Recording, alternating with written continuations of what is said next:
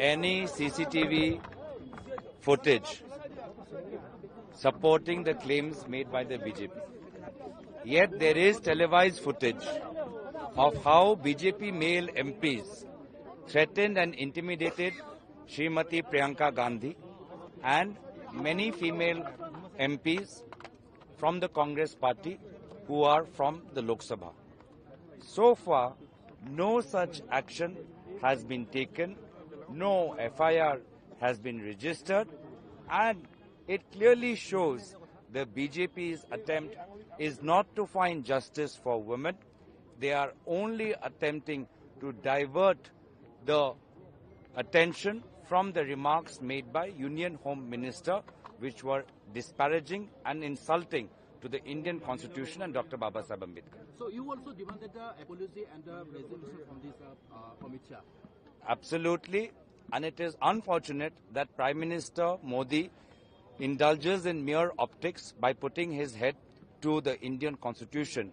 Yet when his own Union Home Minister abuses the founder and the main architect of the Indian Constitution, Dr. Babasaheb Ambedkar, then Prime Minister Modi remains silent. It is only a reflection of their history and their age-old disrespect for Dr. Babasaheb Ambedkar and the Indian Constitution. When the Indian Constitution was adopted, the RSS rejected the Constitution. For so many years, they only pretended to respect the Constitution. But now, when they feel that RSS and BJP are politically stronger, now their true intentions are coming out.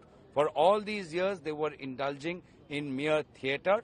But as this year commenced, we saw that they wanted to change the Indian Constitution if they got more than 400 MPs.